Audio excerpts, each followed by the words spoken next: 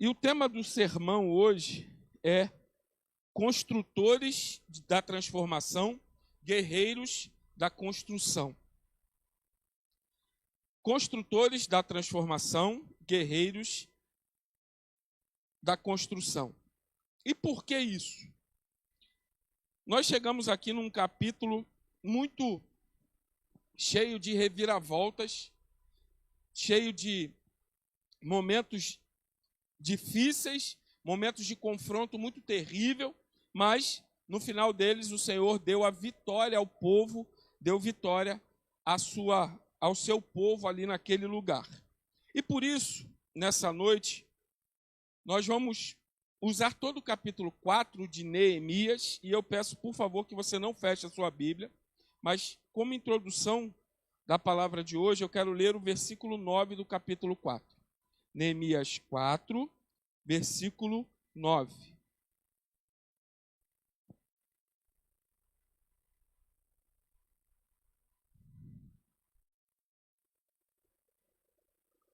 Diz assim o texto: porém, nós oramos ao nosso Deus e, como proteção, pusemos guardas contra eles, de dia e de noite. Neemias ora pedindo proteção ao Deus dos céus. E por que Neemias faz isso? Irmãos, a chegada de Neemias e dos demais judeus, não somente na ida de Neemias, mas toda a transição que houve dos primeiros moradores que retornaram da Pérsia, começando então por Zorobabel, que foi o primeiro a retornar e a começar a reconstrução do templo. Depois nós temos a turma de Esdras, que vai, e Esdras, como escriba e sacerdote, ele inicia então ali novamente a pregação e o ensino da palavra no meio do povo. E num terceiro momento, já cerca de 60 anos depois, Neemias vai para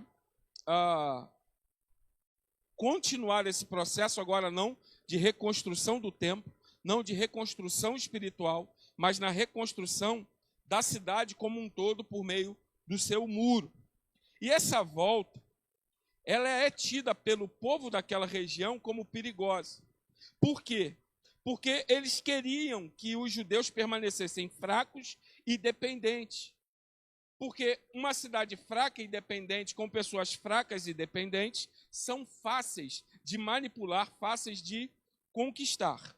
Só que o seguinte, uma Jerusalém forte colocaria também em perigo não somente a questão da guerra, do enfrentamento, mas também a questão financeira de todas as cidades que ali circundavam.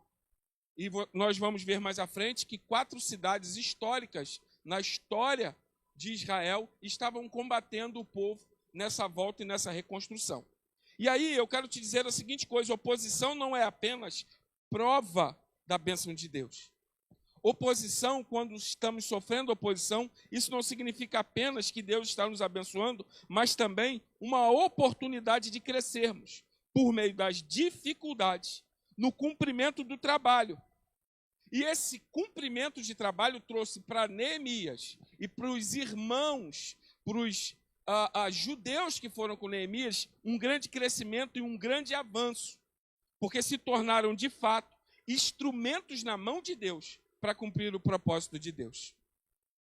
E eu quero citar uma frase de Spurgeon que ele diz a seguinte coisa: Deus teve somente um filho sem pecado. Quem foi esse filho?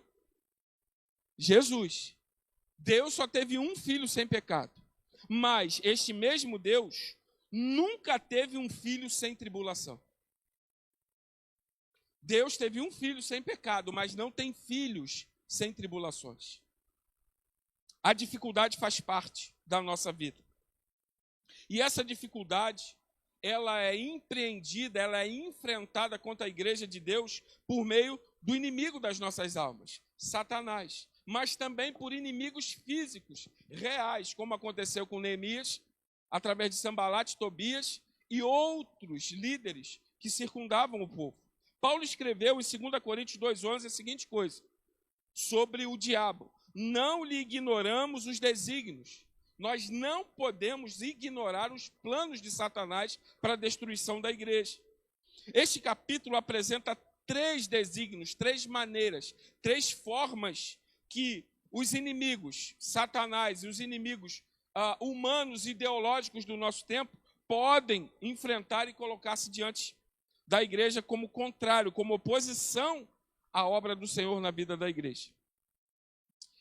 Enquanto o povo de Jerusalém estava conformado com a sua sina, qual era a sina? Qual era a sina do povo? Escravidão por causa do pecado.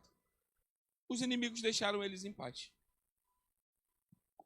Enquanto esse povo continuava a viver as consequências e aceitava de forma pacífica essa condição, o diabo lhes deixou em paz.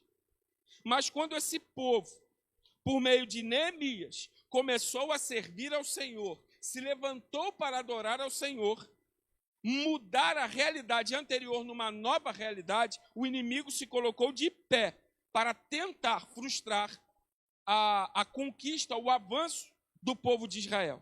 E eu quero falar, primeiramente, quais são esses 3 desígnios, essas 3 maneiras que os inimigos, que Satanás tenta empreender contra a igreja de Cristo. E 3 delas são muito claras no capítulo 4, do versículo 1 a 6. As 3 maneiras que Satanás tentou enfraquecer a obra, as pessoas, são zombaria, conspirações internas e externas e o desânimo. Vamos ler o capítulo 4, de 1 a 6, que diz assim: tendo Sambalate ouvido que edificávamos o muro, ardeu em ira e se indignou muito. E ele fez o quê? O que está escrito aí? Ele escarneceu, ele zombou. Ele começou a afrontar o povo. Então, falou na presença dos seus irmãos, ou seja, dos samaritanos e do exército de Samaria, e disse: que fazem esses fracos judeus? O que esse povinho está fazendo? Permite-se-lhes isso? Sacrificarão? Darão cabo da obra num só dia? Renascerão acaso dos montões de pó as pedras que lhe foram queimadas? Estava com ele Tobias, o amonita, e disse: ainda que edifique, vindo uma raposa derribará todo o muro. Ouve, ó Deus, pois estamos sendo desprezados. Caia o seu opróbrio ou a sua vergonha sobre a cabeça deles, e faze com que seja despojo numa terra de cativeiro. Não lhes encubras a iniquidade, e não lhe risque de diante de ti o seu pecado, pois te provocaram a ira na presença dos que edificavam. Assim, edificamos o muro, e todo o muro se fechou até a metade de sua altura, porque o povo tinha ânimo para trabalhar. Primeira questão que levou Sambalate a afrontar o povo é por meio da zombaria, por meio da manifestação do escárnio, da provocação, do tentar desestabilizar o povo por meio de palavras que diminuíam aquelas pessoas. Algumas pessoas são capazes de se manter firmes e fortes diante de qualquer afronta direta. Mas quando essa afronta passa de algo objetivo e passa a ser escárnio, zombaria, risaiada a respeito de uma situação, normalmente as pessoas têm dificuldade. E por que isso acontece? Porque essa é a principal linguagem do diabo. A linguagem do diabo é de afronta, de colocar dúvidas nas nossas cabeças, nas nossas ações. Foi assim que fez no Jardim do Éden. Olha, se você comer, você vai saber aí das coisas que ele sabe. Por que você não come? Vai se privar disso? Mas não somente no Jardim do Éden, nós temos outras falas do inimigo afrontando o povo de Deus. Eliseu foi afrontado porque era careca. Só que é interessante que os meninos gritavam: "Ih, lá vai o calvo, lá vai o calvo".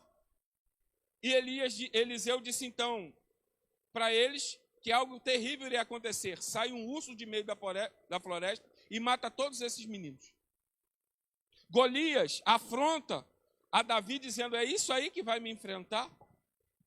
Em outro momento, Jesus sofre escárnio dos soldados durante a sua peregrinação até a cruz. Perceba, irmãos, que essa tática não é nova, ela é bastante antiga, mas ela pode ser eficaz na vida daqueles que estão fazendo algumas coisas, empreendendo a favor do reino de Deus, mas não estão se protegendo disso. E essa proteção é uma proteção espiritual. No capítulo 4, no versículo 2, como a gente leu, a estratégia de Sanbalate, de zombar, ela parte de afrontar o povo a partir da perspectiva física, espiritual e emocional.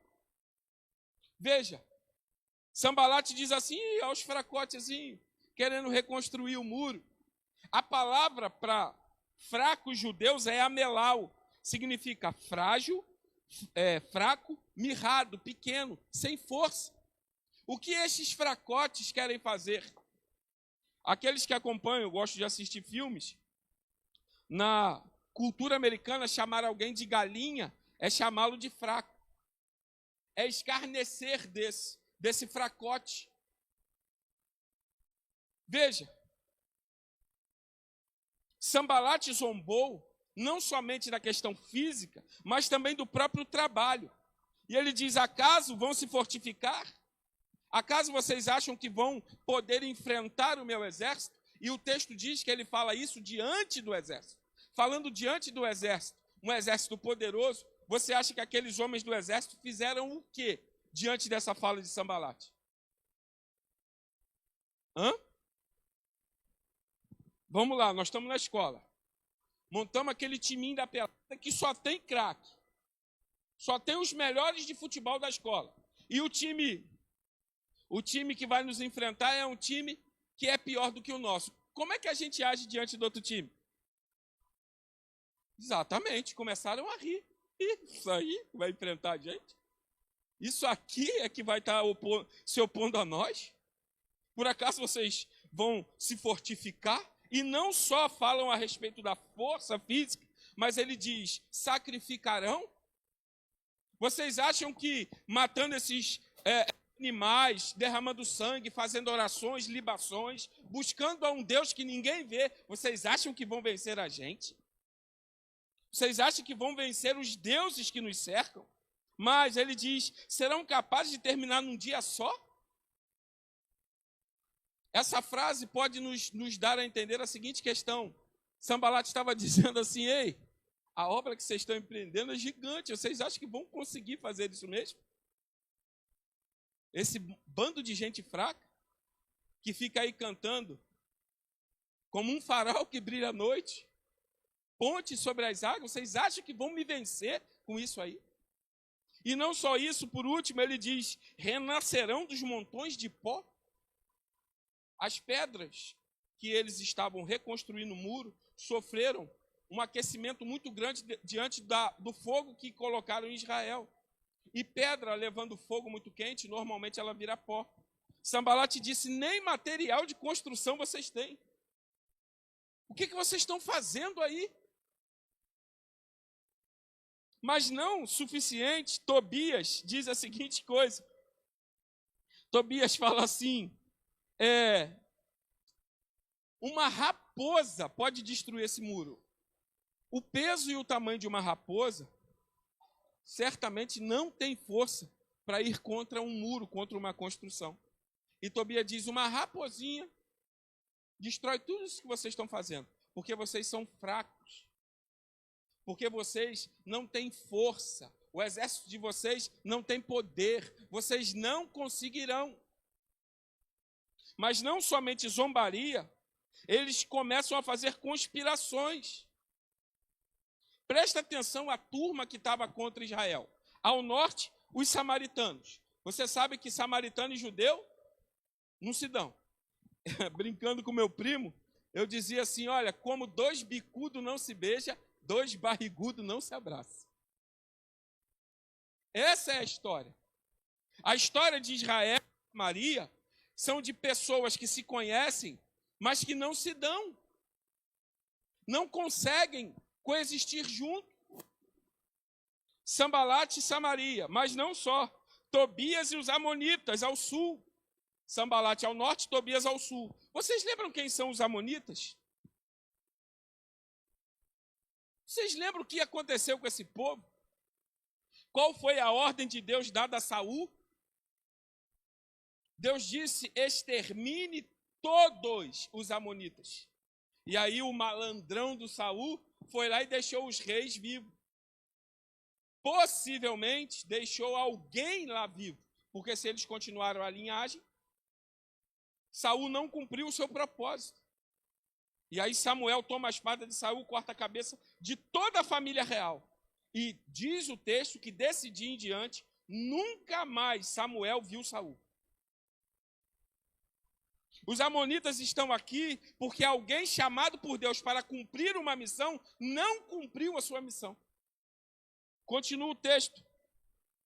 Gesem e os árabes que estavam ao leste, ou melhor, ao leste. E a oeste, os asdonitas, ou então os de Asdod. Asdod era a capital da Filistia. Judeu e filisteu nunca se deram. Na própria história contada a respeito de Saul, quando o povo inicia o processo de pedir a Deus a um rei, os filisteus estavam guerreando contra Israel, tinham levado a Arca da Aliança, e eles estavam em ferrenha guerra. Todos os povos que odiavam Israel estavam agora contra aquilo que Neemias estava fazendo. Versículos 7 e 8, olha o que diz. Mas, ouvindo Sambalate e Tobias, os arábios, os amonitas e os asdoditas, que a reparação dos muros de Jerusalém ia avante, e que já começavam a fechar-lhes as brechas, ficaram sobremodo irados. Ajuntaram-se todos de comum acordo para virem atacar Jerusalém e suscitar confusão ali. Meus amigos e meus irmãos, por vezes, o povo de Deus tem dificuldade de trabalhar junto. Mas os inimigos da igreja jamais medirão esforços para vir lutar contra a igreja. Veja que são pessoas que estão em guerra. Pessoas que estão ali tentando conquistar, mas se unem no mesmo propósito de vir lutar contra a igreja. Atos, capítulo 4, de 23 a 30, nos conta uma reflexão, uma possibilidade desse entendimento. Mas, mais do que a afronta externa, tinha outro problema acontecendo aqui. Vocês lembram de Eliacibe? Lembram dele ou não lembram mais? Não lembram? É só você ler aí o capítulo 3, no versículo 1.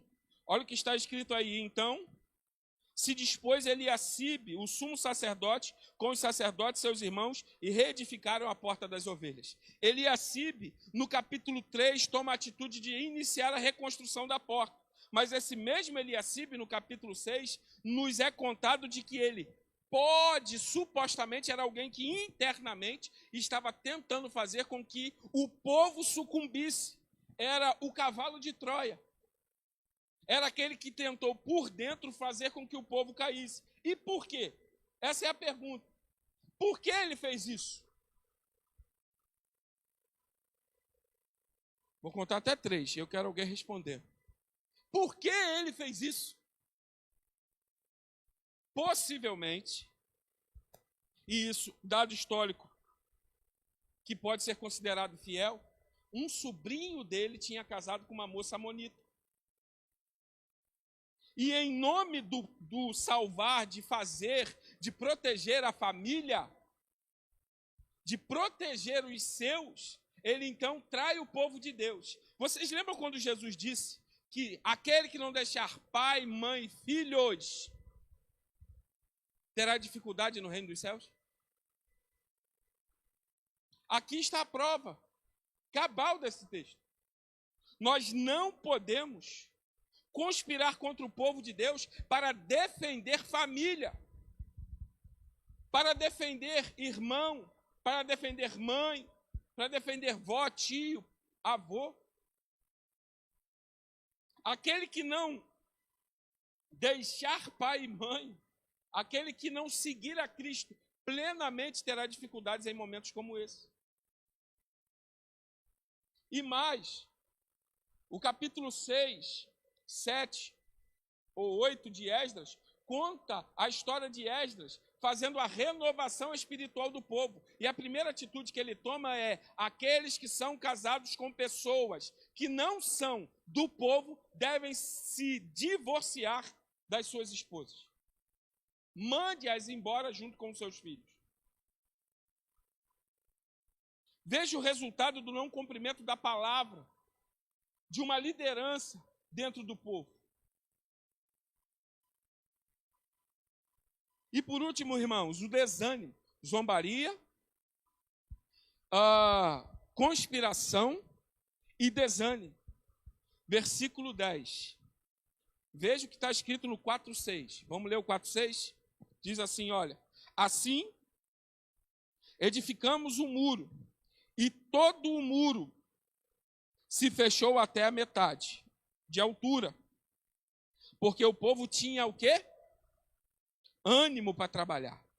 Mas olha, depois dessas falas, depois dessas incursões dos inimigos, olha o que diz o versículo 10. Então disse Judá: já desfaleceram as forças dos carregadores, e os escombros são muitos, de maneira que não podemos edificar o muro. O que aconteceu com os homens de Judá? Desânimo. E esse povo, ser específico a fala, os homens do povo de Judá, me parece muito importante. Porque o povo que traria o Salvador do mundo está agora desistindo da obra empreendida e dada por Deus para a sua vida. Imagine se Judá desiste. Lembrando que esse tempo de Neemias já está pertinho dos 400 anos que Deus para de falar com a terra. Provavelmente Malaquias, o último profeta, foi quem profetizou nesse tempo também. Judá desfaleceu porque ouviu e trouxe para o seu coração palavras de desânimo. Sobremaneira airados, esses homens provavelmente vieram contra a cidade com grande poder, com grande fala, com grandes xingamentos ao povo, e fizeram com que muitos quase desistissem. O desânimo tem alcançado a vida das pessoas por meio de pressões externas. Hoje, na nossa escola bíblica pela manhã, e aliás, no final do culto, eu vou pedir a todos os jovens que estiveram na EBD hoje pela manhã para sentar aqui na frente, que eu quero encerrar a nossa conversa lá. Tá bom? Então, você que participou da EBD dos jovens, senta aqui na frente, rapidinho, só para eu terminar o que eu queria falar com vocês lá. Mas, voltando aqui, o desânimo alcançou a vida dessas pessoas por pressões externas. Era exatamente o que estava acontecendo com os hebreus, do texto que a gente leu hoje, no capítulo 10. Por meio de pressões das pessoas, seus irmãos, alguns estavam desistindo de participar dos cultos a Deus em nome de Jesus Cristo. Por isso, no capítulo 10, lá no versículo 23 ou 25, diz: não deixe de congregar como é o costume de alguns. Pressões nos levam a deixar de fazer algumas coisas. Mas não somente pressões externas, mas também pressões internas, problemas internos, podem nos levar a desanimar. Meus amados irmãos, se os judeus desanimassem, se os judeus desistissem assim como os de Judá queriam desistir, Sambalate, Tobias, Gesem e os de Asdod, os filisteus, iriam vencer sem guerrear. A vitória seria por WO. O time adversário se tirou da quadra. O diabo usa a zombaria, as afrontas ao povo de Deus, as conspirações, as ardilosas setas inflamadas do diabo. E o desânimo de muitos de nós para provocar uma desistência do cumprimento da obra. Mas, como eu disse no tema do sermão, construtores da transformação são guerreiros da construção. Nós não podemos desistir. E aí entra o texto que a gente leu, o versículo 9 do capítulo 4, que diz assim: porém, nós oramos ao nosso Deus. Irmãos, é a terceira vez que Neemias é colocado diante de um problema. A primeira atitude que ele toma é de orar ao nosso Deus. Diante do problema, Neemias não recorre à sua inteligência, à sua sabedoria. Mas o texto nos diz que ele ora ao Deus dos céus. E ele ora a Deus dizendo assim: como proteção pusemos guarda contra eles de dia e de noite. Só que ele não ora só aqui. Ele faz aquilo que chamamos de uma oração imprecatória, uma oração de guerra, uma oração onde nós nos colocamos numa posição de enfrentamento. Versículos 4 e 5 diz assim: ouve ao nosso Deus, pois... ouve, ó nosso Deus, pois estamos sendo desprezados. Cai o seu opróbrio ou a sua vergonha sobre a cabeça deles, e fazem que seja despojo numa terra de cativeiro. Neemias está dizendo: Senhor, guerreia a nossa guerra, porque sozinho nós não vamos conseguir. Neemias se coloca numa posição de dependência. Meus amados irmãos, segunda coisa, ao começarmos a construir, e aí, quero expandir o entendimento que o construir não é só coisas físicas, mas ao construir um relacionamento para o casamento, ao construir o desejo de ter um filho, ao construir o desejo de estudar, crescer, se desenvolver, ao iniciar uma construção, você estará em luta. Por isso, esteja preparado. O começar a reconstruir e lutar demonstra inconformação. Lutero, no seu livro, eu esqueci o nome do livro agora, ele diz que ele é um eterno inconformado. A inconformação nos leva a nos mexer. Tem um seriado que eu gosto muito, que aliás acabou a terceira temporada agora, chamado Jack Reacher. E Jack Reacher é o cara. E eu descobri que ele tem 43 anos. Mas o cara, além de grande, é forte. E eu pensei: eu tenho 43 anos, estou barrigudo e sedentário. Eu tenho que mudar a minha vida. Eu escutei um amém aí. A inconformidade nos leva a dar um passo adiante. Vocês lembram da história do sapo? Se você pegar um sapo e colocar dentro de uma água fria, mas ligar o fogo embaixo, ele não sai de lá. Até o ponto em que a água está tão quente que os músculos dele enrijecem e ele não consegue mais pular, e aí ele morre queimado. O que essa história, essa ilustração do sapo nos conta é que, nos conformando ao modelo do mundo, nós chegaremos a um ponto onde não teremos mais força de sair e vamos morrer queimado. E queimado aonde?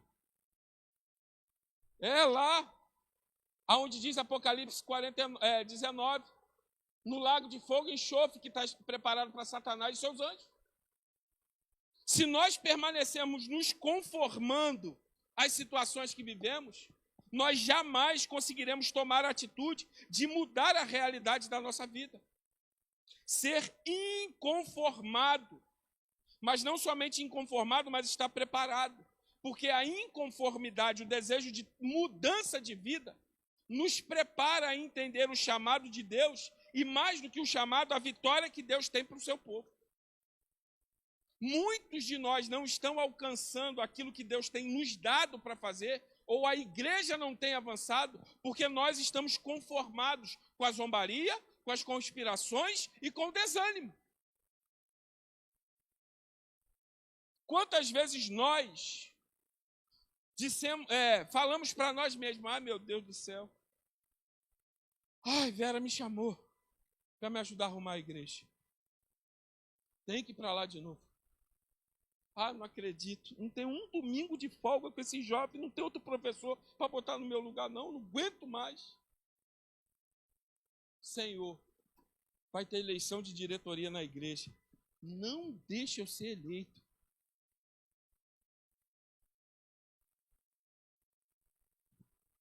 A conformidade vai nos colocando exatamente no lugar do desânimo.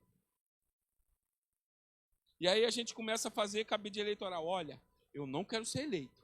Elege o Ítalo. Olha que menino bonito, responsável. Elege ele.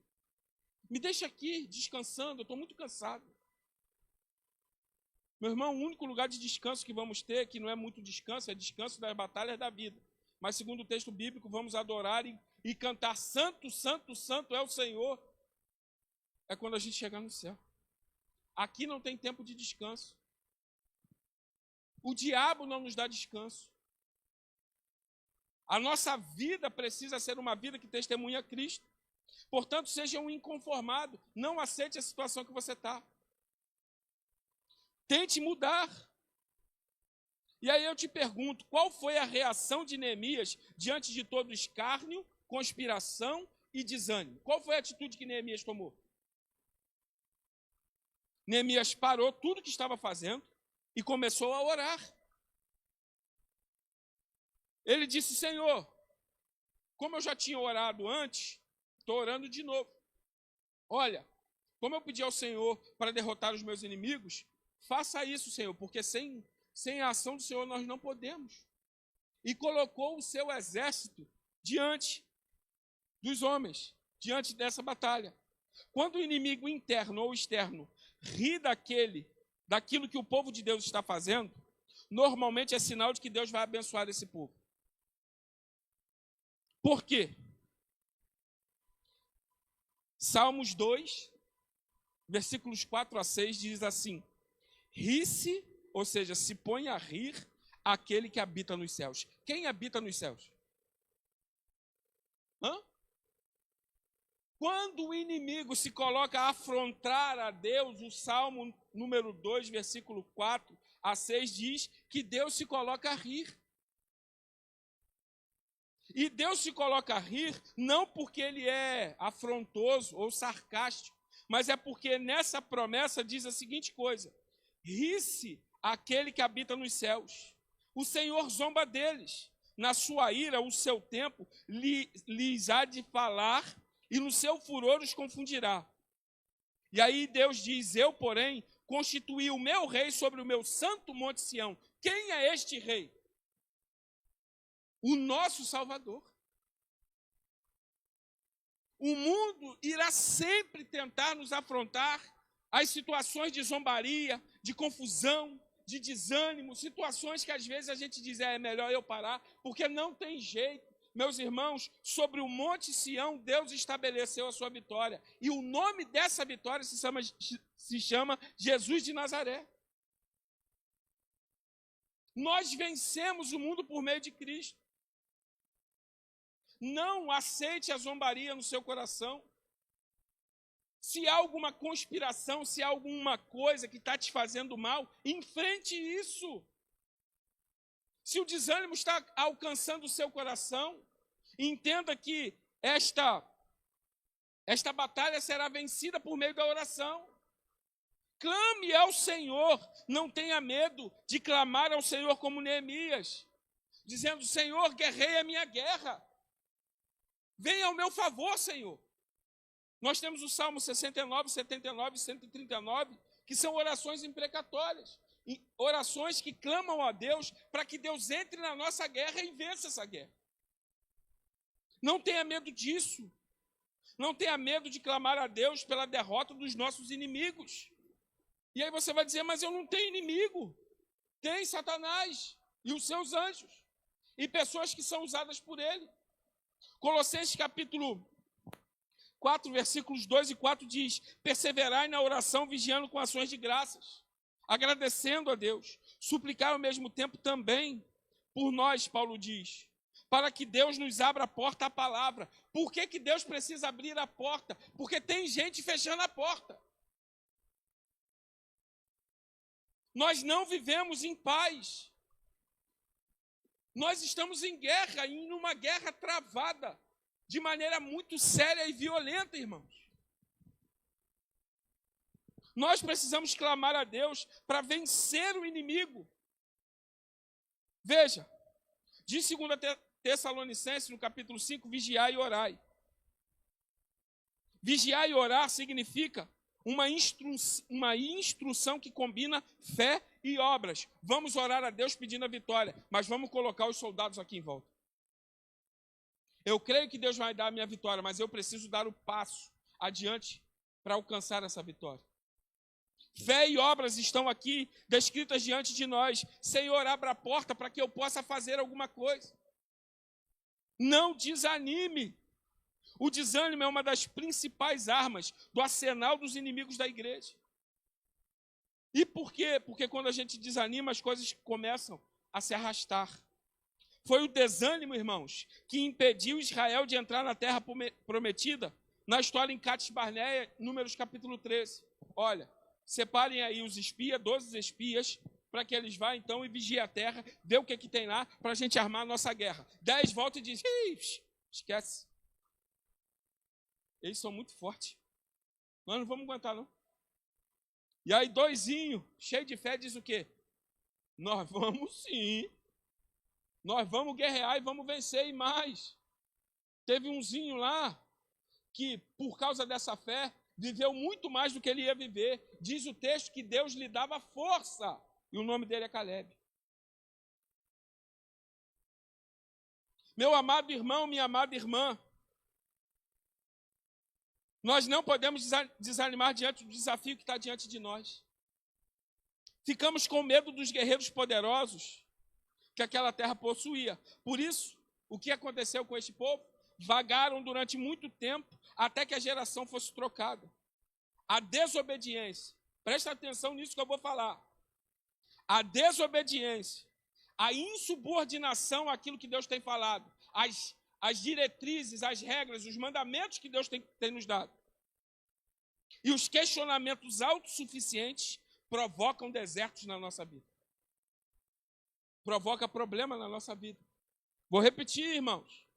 A desobediência, a insubordinação a regras e diretrizes estabelecidas e o questionamento autossuficiente provocam desertos na nossa vida. E aqui agora eu quero fazer uma confissão. Não como de Paulo Júnior, não. Mas em meus 12 anos, quase 13 de ministério pastoral, faço 13 anos agora no dia 7 de julho, eu tenho aprendido que na obra do Senhor, com frequência, geralmente, com normalidade, quem promove o desânimo são os céticos, insubordinados e intransigentes. Ontem conversava com a irmã Carmen e nessa minha pesquisa sobre a questão de mudança, realidade nova na igreja, eclesiologia, todas essas coisas, no livro chamado Quem Trocou Meu Púlpito, o pastor cita tipos de pessoas que estão em todas as igrejas. E umas das que ele falou são os céticos, os críticos inveterados, aqueles que em tudo têm uma opinião e normalmente ela é contrária e desanimadora. Meus amados irmãos, quem promove o desânimo são os céticos, aqueles que não acreditam, aqueles que duvidam de tudo. E, aliás, a doutrina filosófica do ceticismo diz exatamente isso. Os céticos são aqueles que duvidam de tudo. Tudo vai dar errado. Os insubordinado é aquele que não aceita liderança e ordem de ninguém. E se acham autossuficientes. E eles são intransigentes, pessoas que não mudam de opinião mesmo vendo a realidade. No livro que eu estou lendo, chama isso de negadores, os negadores. E o texto do livro, então, nos traz uma ilustração que é verdadeira, mas ele usa essa história para ilustrar. Ele diz que chegou numa igreja que tinha em torno, no seu auge, em torno de 380 a 400 pessoas frequentando o culto. Em 10 anos, essa igreja diminuiu de uma frequência de 400 para 150 pessoas. Essa igreja está em declínio, sim ou não? Sim. Só que ao chegar nessa consultoria, nesse seminário, ele ficou responsável de entrevistar as pessoas. E ele diz, eu cheguei então uma senhora da igreja e perguntei a ela, fiz algumas perguntas e uma delas é se ela enxergava algum problema na igreja. Ela disse, não, a igreja é uma maravilha. Está tudo dando certo aqui. Tudo funciona. Olha só a igreja, como é que está. E aí ele diz, pior do que não reconhecer é negar. Os negadores são intransigentes. A realidade está nua e crua na nossa frente, mas ele consegue achar um artifício de negar aquilo que está acontecendo.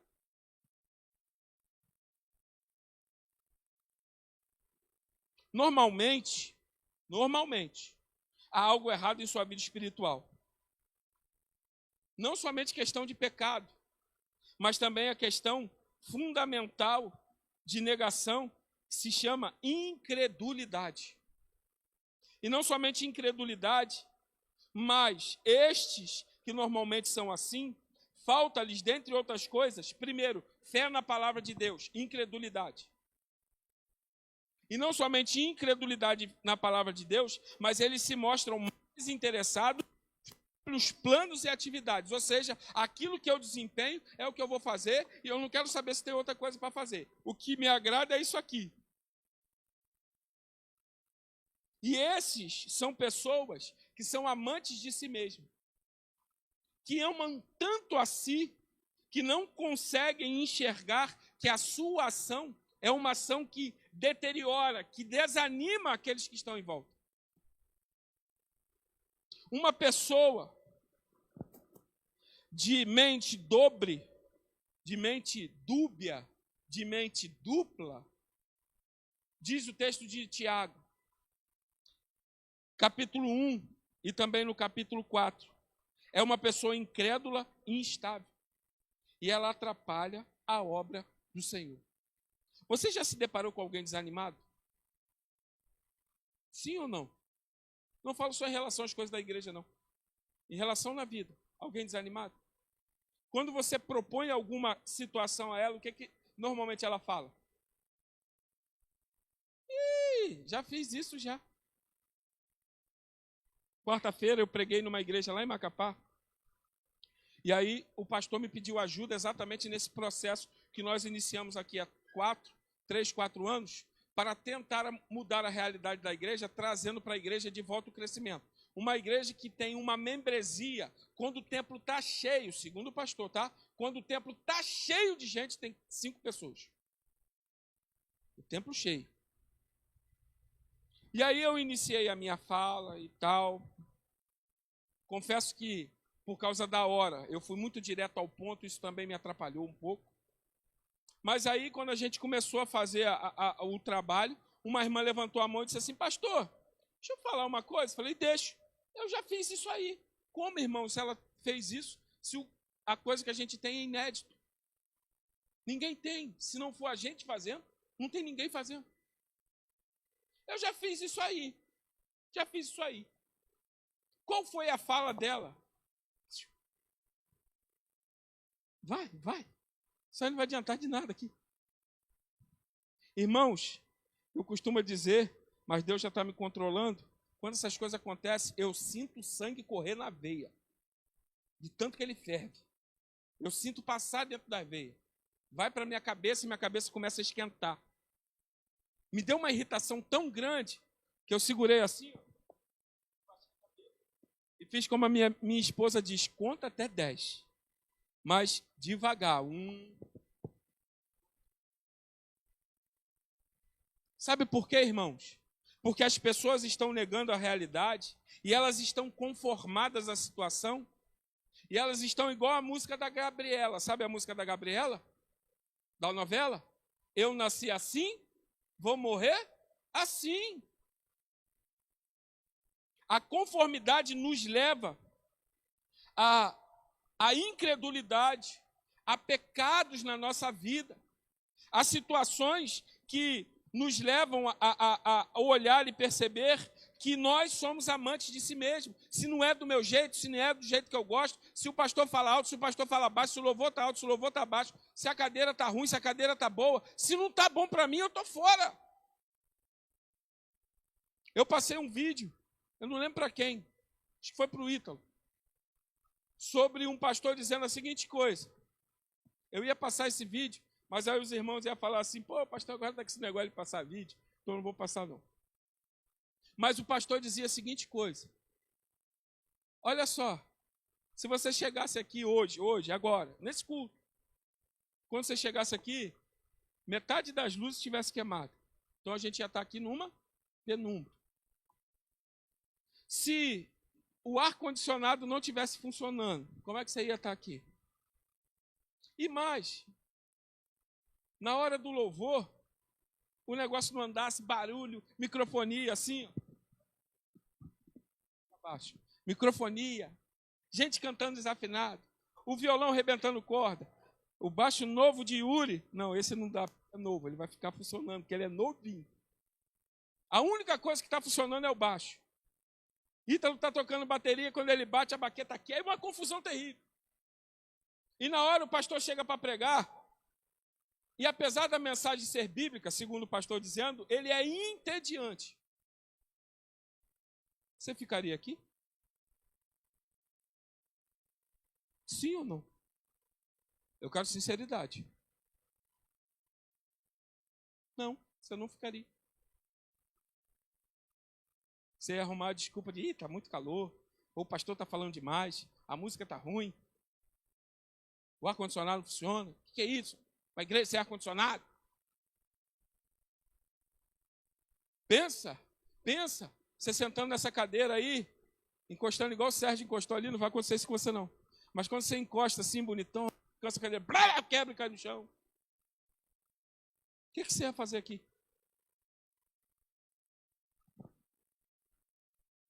Meus amados irmãos, a minha fala não é de afronta, não é de afronta. Mas se nós não estamos aqui por causa de Jesus, todas essas coisas vão nos afastar de Jesus.